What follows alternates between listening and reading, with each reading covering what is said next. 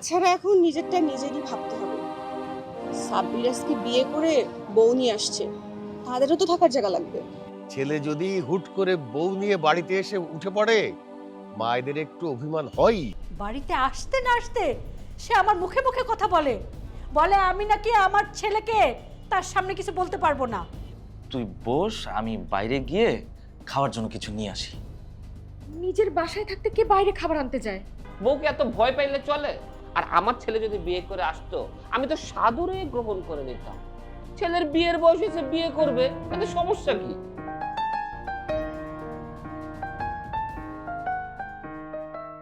তোমার আপা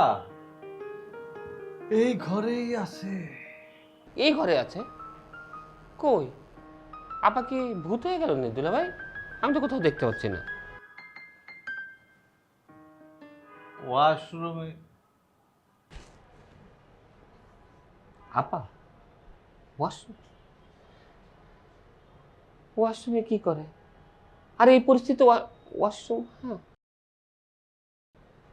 ওয়াশরুমে তো যেতেই পারে। তোমার আপা ওয়াশরুমে যে কান্নাকাটি করছে। কান্নাকাটি শুরু করে দিস। নারীর শেষ অস্ত্র তো ওইটাই দুলা ভাই। তাহলে তো আপনি শেষ। তুমি একটু তোমার আপাকে একটু বুঝাও। আমি বুঝাবো দুলা ভাই? তাইলে হইছে। আর আপা যে ওয়াশরুমে, এটা আপনি আগে বলবেন না আমাকে? দুলা ভাই, আমার এই বিপদের মধ্যে কেন ফেললেন? আমি আমার জীবন বাঁচাই আগে। শোনো শোনো শোনো, বসো বসো। তুমি এক কাজ করো, তুমি বড় ভাইজানকে বলো আপার সাথে কথা বলতে, মানে তোমার আপার সাথে। সে বুঝিয়ে বললে সে বুঝবে। না দুলা ভাই, আমাকে আর কিচ্ছু করতে বললেন না। আমার এখন জান বাঁচানো ফরজ। আমি গেলাম। আরে বীর পুরুষ।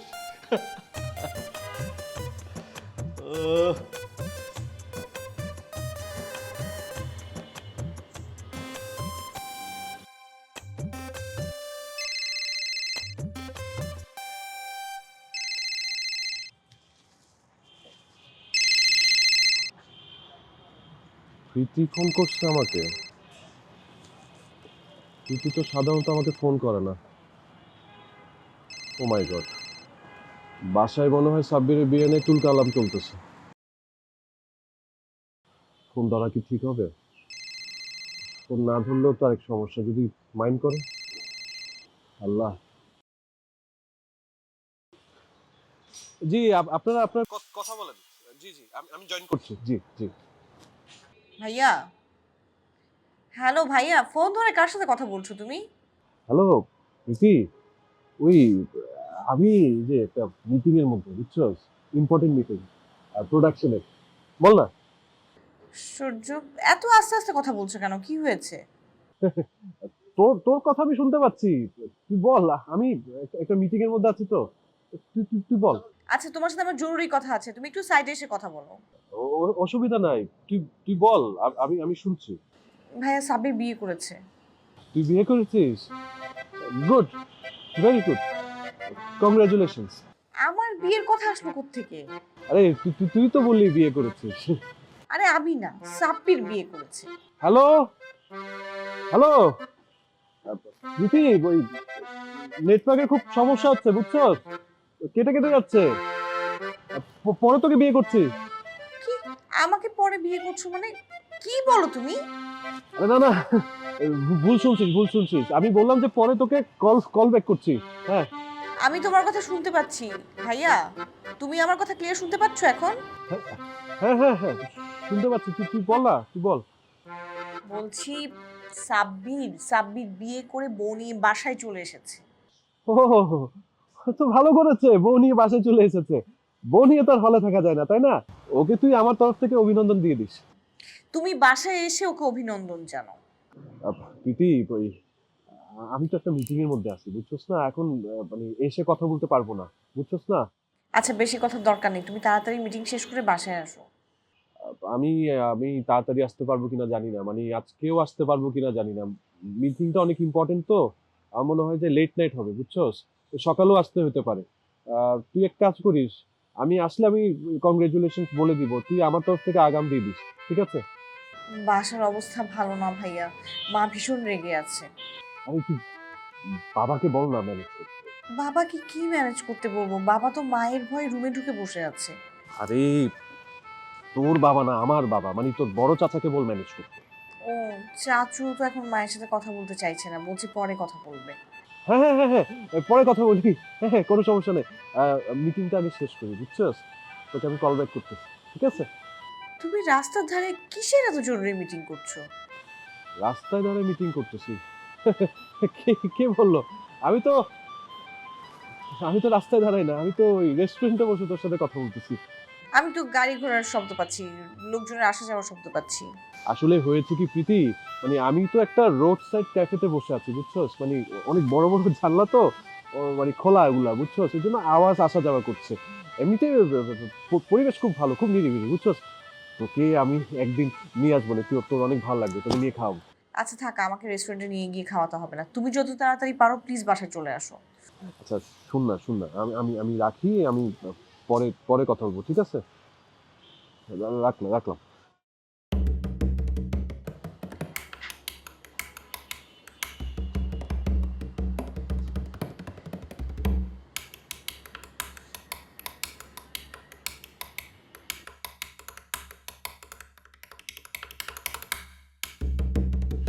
বাপরে বাপ, বাসায় তাহলে আসলে যাওয়া ঠিক হবে না।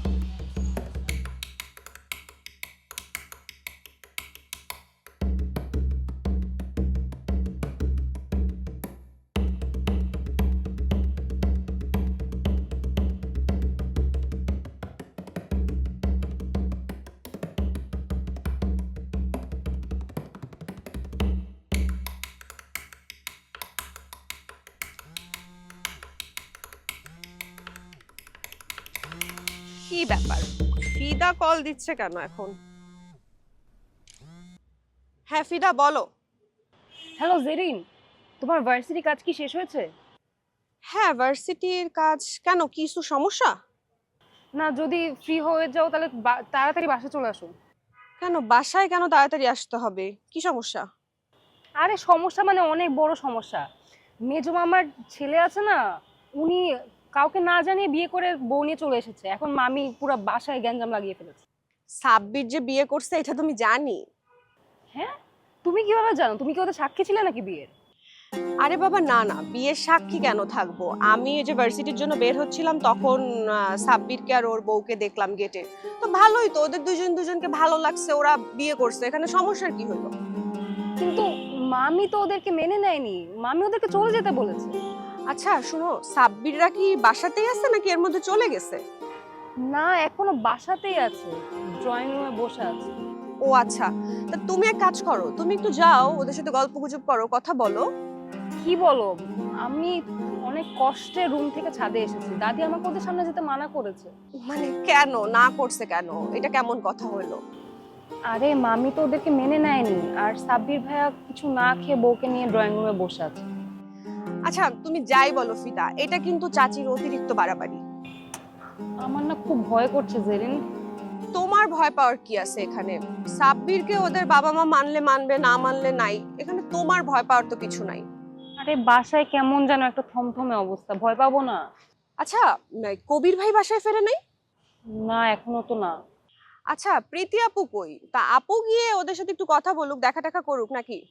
না, প্রীতি আপুও দেখা করেনি, কিন্তু প্রীতি আপু মেজো মামা আর ছোট মামার সাথে কথা বলছে। কিন্তু দেখো কোনো লাভই হয়নি। তুমি প্লিজ একটু জলদি বাসা চলে আসো না। আমি বাসায় তাড়াতাড়ি এসে কি করব বলো? চাচারাই যখন ওই মহিলাকে, না মানে চাচিকে মানাইতে পারে নাই, আমি এসে আর কি করব বলো? আমি যে কি করবো আমি তো সেটাও বুঝতে পারছি না। তুমি একটু আসলে আমি একটু সাহস পেতাম। আচ্ছা শোনো, তোমার এত ভয় পাওয়ার কিছু নাই, যাদেরটা তারা বুঝবে। আর তোমাকে দাদি ঠিকই বলছে, তুমি ঘরেই থাকো, তোমার এইসব নিয়ে এত কিছু মাথা ঘামাইতে হবে না, বুঝছো? আমি এখন রাখি, আমি আসতেছি একটু পরে। ওকে ওকে বাই। Okay, by.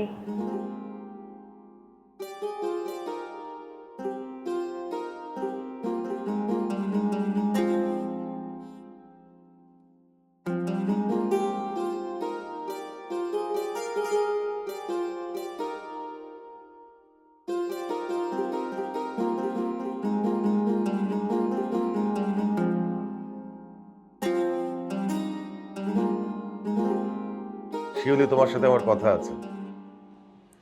আপনি কি বলবেন আমি জানি ভাইজান, তাহলে তো ভালোই হলো, কথা সংক্ষেপ করা যাবে। কিন্তু আপনি যেটা বলবেন সেটা আমার পক্ষে মানা সম্ভব না। দয়া করে আপনি আমাকে অনুরোধ করবেন না ভাইজান। কেন সম্ভব না? কি অসুবিধা? ছেলেমেয়েরা একের পর এক ভুল করে যাবে আর আমি সব মেনে নিব? ভুল না সঠিক সেটা আমরা এখনই কি করে বুঝবো? না বোঝার কি আছে? আমি ওদের মা, ওদের কোনটা ভুল কোনটা ঠিক আমি বুঝি না? ভুল না সঠিক সেটা সময়ই নির্ধারণ করে দেবে। এখন আমাদের যেটা করণীয় সেটাই করতে হবে। আপনি আমাকে কি করতে বলেন? তুমি সাব্বির আর সাব্বিরের বউকে মেনে নাও। এটা সম্ভব না ভাইজান, আমি এ বিয়ে মেনে নিতে পারবো না। সাব্বিরের কি এখন বিয়ে করার সময়? ওর একটা বড় বোন আছে, প্রীতির এখনো কোনো ব্যবস্থা হলো না। আচ্ছা আমাদের কথা বাদই দিলাম, ওর বড় বোনটার কথা একবারে ভাববে না? হুট করে একটা মেয়েকে বিয়ে করে এনে উঠলেই হলো? কোথাকার মেয়ে, জাতপাত কি কিছুই তো জানা হলো না। আর সবার মতো আপনিও আমাকে বলছেন এ বিয়ে মেনে নিতে।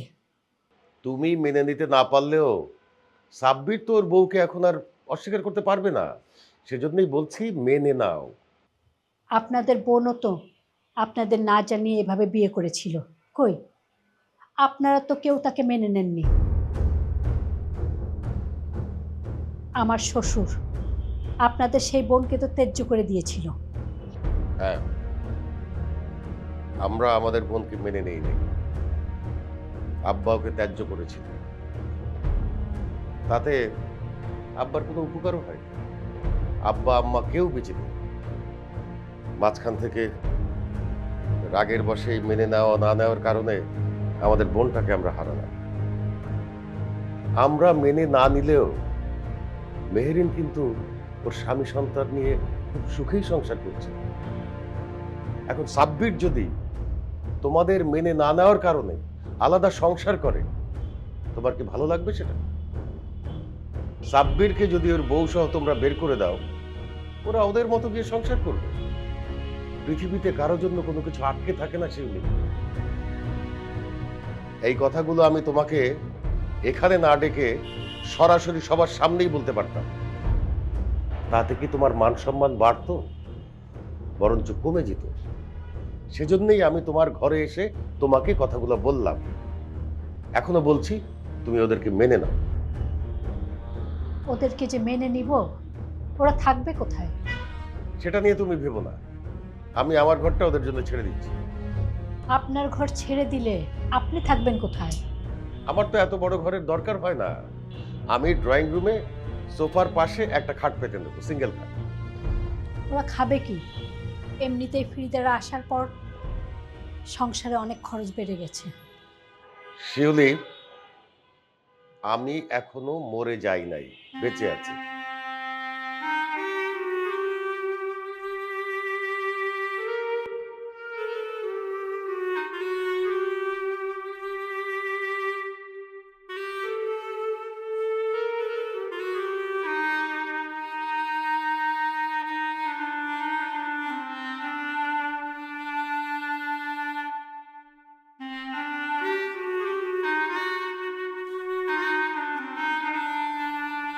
কি যে হবে আমি কিচ্ছু বুঝতে পারছি না, আমার খুব টেনশন হচ্ছে। এই, তোমার এত টেনশন করতে হবে না, তুমি এখানে বসো তো চুপচাপ। তুমি তো সারাদিন বাসায় ছিলে না, সারাদিন বাসায় যে কি কি হয়েছে। সাব্বির ভাইয়ের সাথে মামি অনেক চিৎকার চেঁচামেচি করেছে, আর নিজে সেও অনেক কান্নাকাটি করছে। শোনো, তোমাকে একটা কথা বলি, কান্নাকাটি করা ভালো। কান্নাকাটি করলে কষ্ট কমে যায়, আর দেখবা কষ্ট কমলে সাব্বিরের বউকে এমনিই মেনে নিবে। মামির হাব ভাবে তো আমার এরকম কিছুই মনে হয়নি। আর এদিকে প্রীতি আপু কান্নাকাটি করছে। মামির কান্নাকাটি কারণ না হয় বুঝতে পারলাম, কিন্তু প্রীতি আপু সে কেন কাঁদছে? ভালো কথা। এই প্রীতি আপু, তুই আবার কেন কান্নাকাটি করতেছিস? বুঝবি না, তোরা বুঝবি না আমি কেন কান্নাকাটি করছি, আমার কি কষ্ট, তোরা কিচ্ছু বুঝবি না। বুঝিয়ে বল, তাহলেই তো বুঝবো।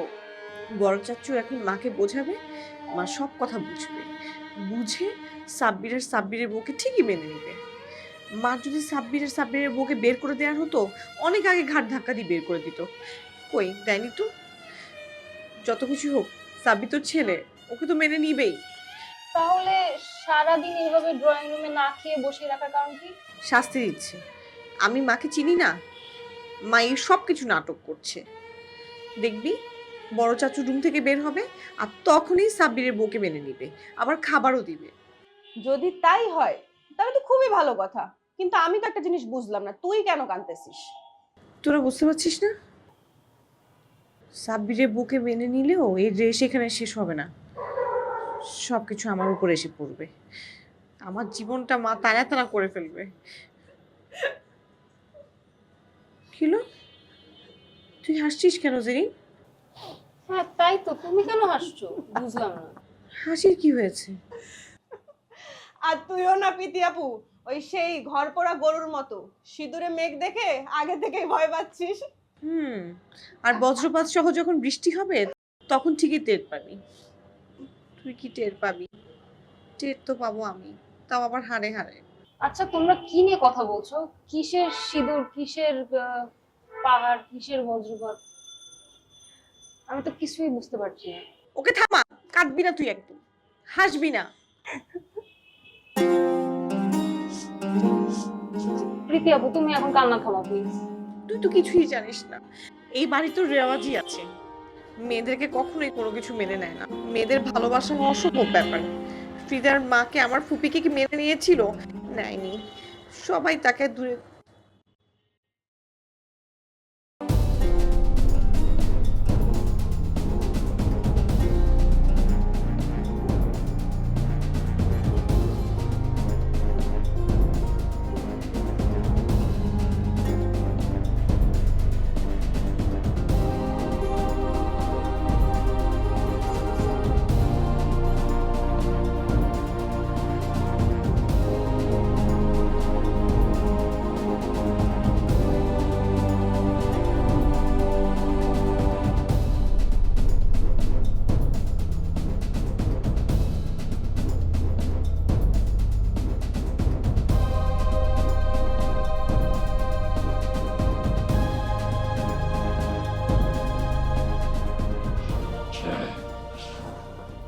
মা কিছু বলবা?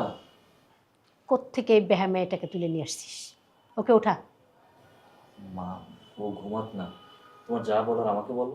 তুই ওকে উঠা, উঠে বসা।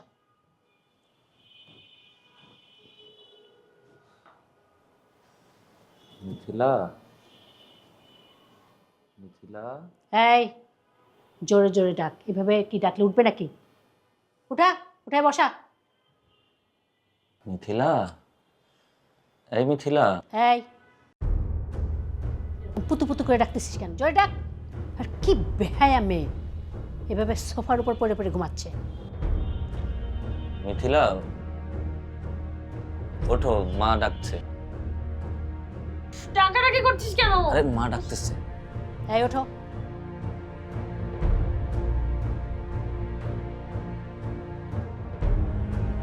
এই তোমার নাম কি? ওর নাম মিথিলা। এই তোকে জিজ্ঞেস করছি ওর নাম কি? এই তোমার নাম কি? মিথিলা। শুধুই মিথিলা, আগে পরে কিছু নাই? মিথিলা রহমান। তো রহমান সাহেব কি করেন? উনি কি বেঁচে আছেন? জি, উনি বেঁচে আছেন। আর আমার এখন অনেক ঘুম পাচ্ছে, আমি ঘুমাবো। মা এসব কথা পরে বললে হবে না? আমরা না খুব টায়ার্ড। না বিয়েটা তো আর পরে করিস নাই। পরে কেন শুনবো? বিয়ে তো করেছিস নাকি? হ্যাঁ করছি। কই বিয়ের কাগজ দেখা, কোথায় বিয়ে করছিস দেখি। মা বিয়ে তো কাজী অফিসে করছি, ওখানেই কাগজপত্র আছে, কয়েকদিন পরে দেবে। কাগজ এনে আমাকে দেখাবি। এই মেয়ে, এখনো ঘুমাচ্ছ কেন? এ পাশে আসো। এই ওকে এ পাশে আসতে দে। আমার নাম মিথিলা, সেটা আমি আপনাকে একবার বলছি। আর আমি আপনার ছেলের বউ। সাব্বির, মিথিলাকে এদিকে আসতে বল। এদিকে এসো, মা বলতেছে।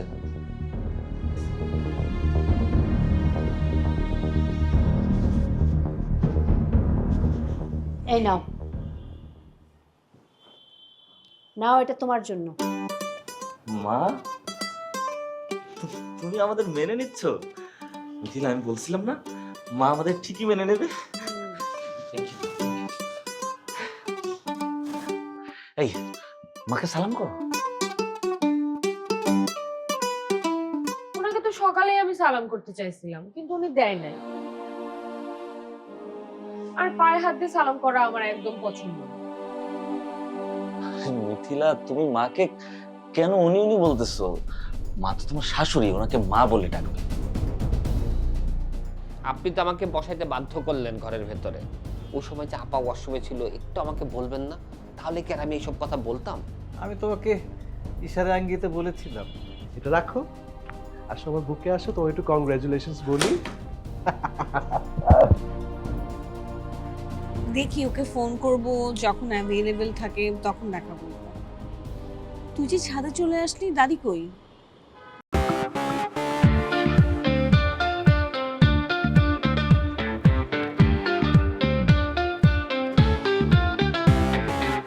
চোরাস্তে ভাসি, বালির ঘর বাঁধি, স্বপ্নের ফেরিওয়ালা ডাক দিয়ে যায়। জীবনে কুয়াশা ধোয়াটে পথ, আলো আধারের সাথে খেলা চলেই যায়।